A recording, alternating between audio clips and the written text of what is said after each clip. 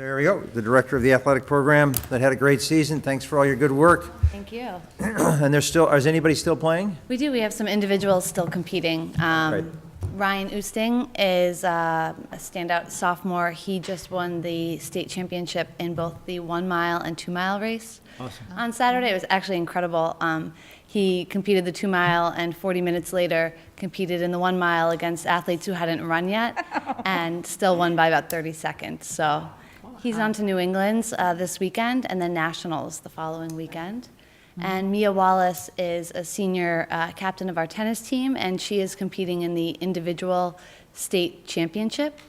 So she's representing the North for Division II and will compete against the South on June 17th. So we're still going. Great. It's very exciting, yeah. Thank you. All right, welcome. So, Well, thank you so much for having me and giving me the opportunity to share with you our past year in review.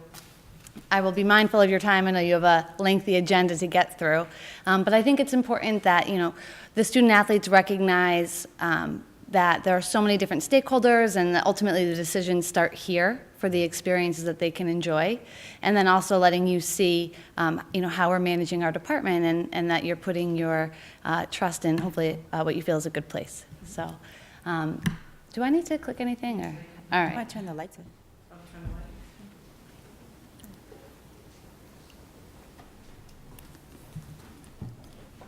So this is our participation this past year, and we've seen an overall increase in participation over the past 4 years. This year was about the same as last year. We think that we had a spike in the first couple of years. Now we're kind of at capacity with what we can absorb, and we're looking to find ways of maybe hitting some different populations of students we haven't reached yet, or really building our non-cut program so that we can field more students and offer them the opportunity to participate. On the left is our fall and winter participation by male and female athletes, and on the right are the blue represents the male programs, the red the girls, and the yellow are programs that are offered for both. So you can see it's completely even between the boys and the girls, and just shy of a third for each. So that's where we currently are. And our overall participation, I jotted down, we had about 1,100 student athletes participating over the course of this year. is that 1,100 individual students, or is that you're counting people twice if they paid? It does count people twice, Okay. and we're trying to figure out how to break down into like a thinner scope of how many different athletes participate. We're using a new registration tool, which is helping us generate these reports. Now, we did recognize our 12 season athletes this year, which means they were a 3-sport athlete for 4 years, and we had 7, which tells us that there are a lot of multiple athletes, but maybe not 3 season for a long period of time. So it's something we're looking to dive deeper into as well. So these were some of the newer initiatives and developments this past year. We started our school store with the goal of increasing pride and unity, and we collaborated with the Special Education REACH program and the high school economics program, studying supply and demand, managing inventory and counting, and then the student leaders helped it as well. So that was something they were very proud of, and it was nice to do. In the fitness room, we reaped the benefits of over $30,000 worth of improvements coming from donations and volunteer time. So there were community members who came and volunteered time to improve it. Local businesses donated supplies, other schools and gyms as well. We started a parent vision team, and that's a group that I meet with I think 4 or 5 times this past year. And it's a volunteer group where I'm able to connect with the parents and identify their priorities of their different programs that they're involved in, talk about their concerns, and really foster different conversations about our vision and what we're trying to accomplish. We partnered with the McKellie Center, which is through Boston Children's Hospital. So we had a team physician for the first time through Boston Children's Hospital this year. And they came and did some educational initiatives as well. We really sought to increase our social media and digital communications. We have weekly emails that go out now. Our Twitter is at, I think, over 1,200 followers. And the students helped start an Instagram. And those have all just been really great ways of connecting with the community. Coaches Advisory has grown. I actually just had a meeting with them earlier this evening. That's a group of coaches similar to the Parent Vision Team that comes and identifies priorities. They discuss best practices. They problem solve. How do you manage, different situations? And that's been a great addition. For the first time this year, we were chosen by the MIAA to have student ambassadors. And what that means is that we have 3 student athletes who are chosen to represent the state of Massachusetts on ultimately what is the leadership team for Massachusetts. So they are on an elite and relatively small group. We are looking at 2 sophomores and a junior, so they will continue next year as 2 juniors and a senior, and continue to work with different leaders throughout the state of Massachusetts on school culture and leading positively in sportsmanship. We increased our number of interns, so we offered internships through athletics administration, sports medicine, and sports marketing. And in our facilities, the track was redone, our concession stand and our press box were both renovated as well.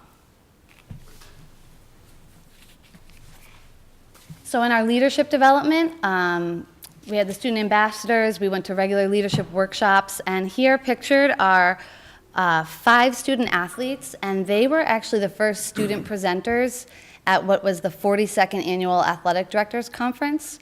So it's been running for 42 years, and they were the first group to ever present as students. And they presented to a group of about 50 athletic directors about Captain's Council and school leadership.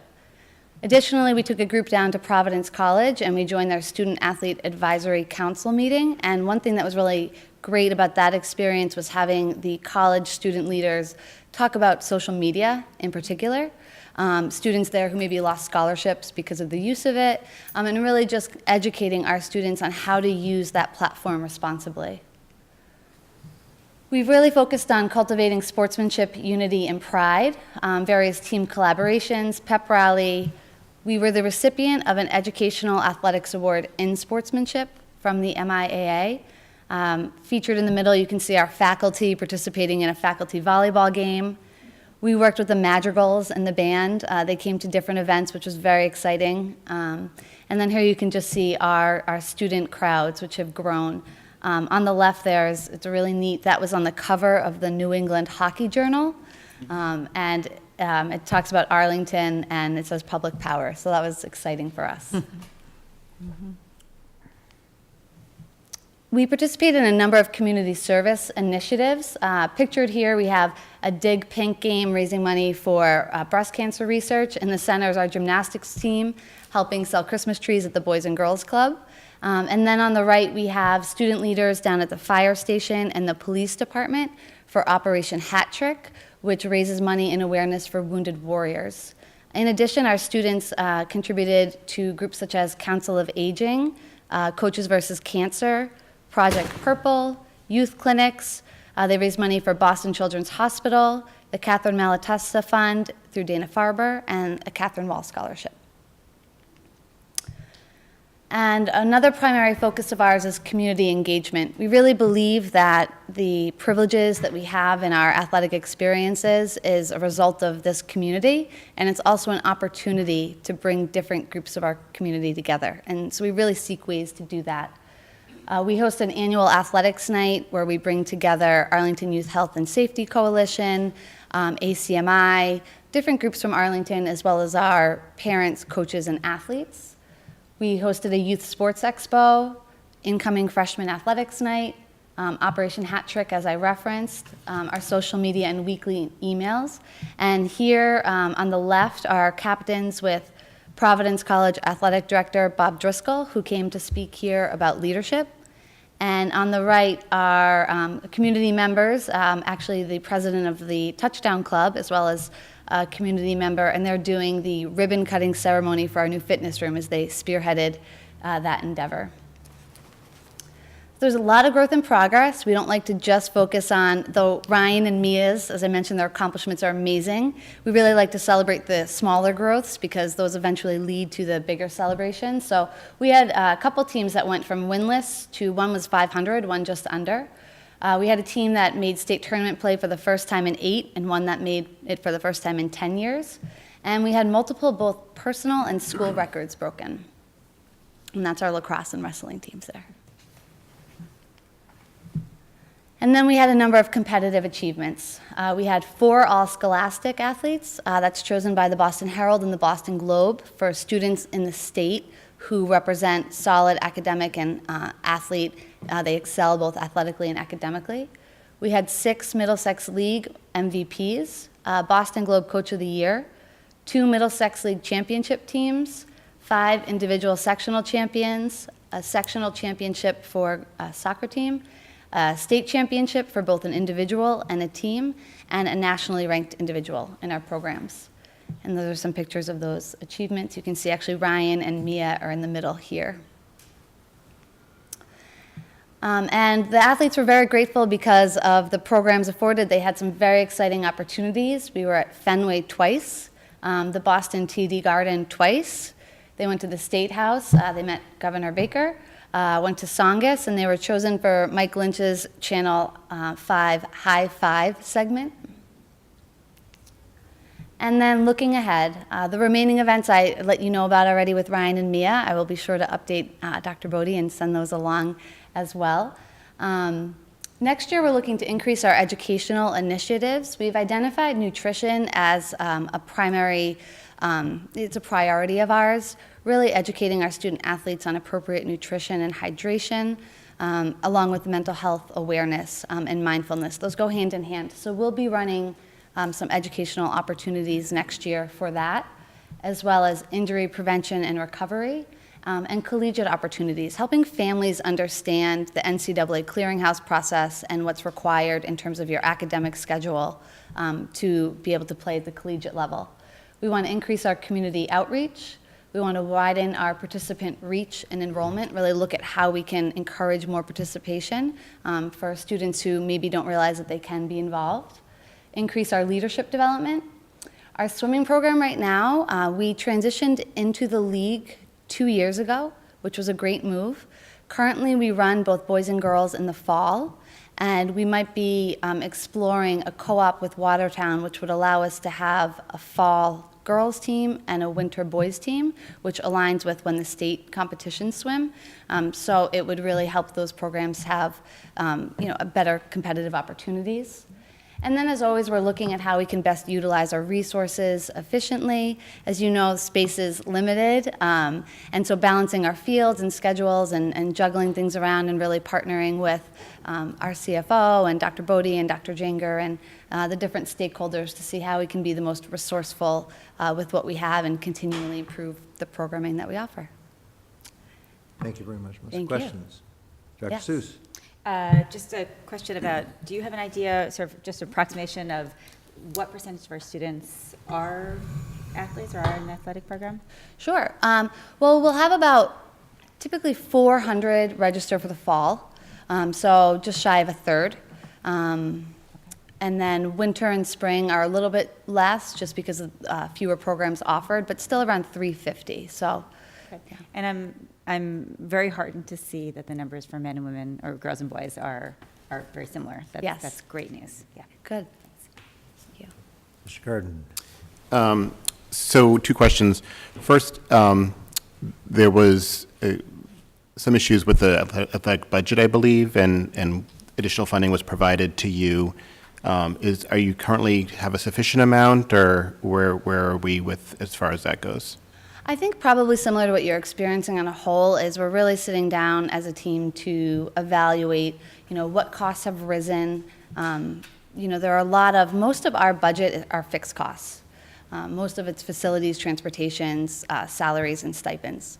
That comprises a majority of it. So that's fixed. Those have risen. Another thing is as you have more participation and more success, your costs increase. The longer your seasons are, the higher your costs are. So we're still really evaluating that as a team and getting an assessment on that. And I'm really looking forward to doing that with our new CFO this summer. Great, thanks. The second question is whether you could comment on the impact of moving the high school start time back by half an hour, which would end the day a half hour later. Sure. Yeah, this is something we discuss league-wide, actually. All of the athletic directors, this comes up frequently at our league AD meetings. And Arlington, I believe, would be less impacted than many of the other schools in terms of our start and end time already. Many other schools end earlier than we do at this time, so their start time would be pushed back later. At this time, I don't see it having a significant impact. From my understanding, our end time wouldn't adjust tremendously. Am I accurate in that? It would be about a half hour. I will, can I make another Sure, comment on please. it? One of the things that the league superintendents have committed to each other and the districts is that not all the leagues have lights, and so we would, during an interim period, make sure that we covered games at our different facilities if that was necessary. The problem is, as we get into the late fall, it can get dark. And so that's I think, been really the only big issue around this. It's certainly, I mean, it's a league-wide issue, and there's always a domino effect, right? So if we push things back and then we're going later, what other groups have to go later? It's going to have to give, somewhere, unless there are more fields available or, like Dr. Bodie said, lights. So there certainly would be an impact if that were to progress. Thank you. All right. Thank you very Okay. much. Well, thank you all for all the support. Appreciate all your hard work this year and all the success. Thank you. Excuse me, would you like to mention about the new scoreboard? Oh, yes, I would. Thank you. We were very fortunate to have Mr. Toomey spearhead an initiative to get a scoreboard on our Pierce softball field, which we have not had yet. If you've ever tried watching a softball game there and you don't know what inning, outs, or the score is, it can make for a longer, confusing game. And thanks to Leader Bank as well, who provided the funding for that. So you can see it out on the Pierce softball field, and we're very appreciative for the So community support. if we were behind, did we like throw a 7th or 8th inning in there just to keep going or try to win? Yeah, no one would know. No one knows. Yeah. One more inning. Without the Yes. So and we won the inaugural game with it, so we think it's good luck. Good. Yeah. Thank you. Thank you very All right. much. Thank you.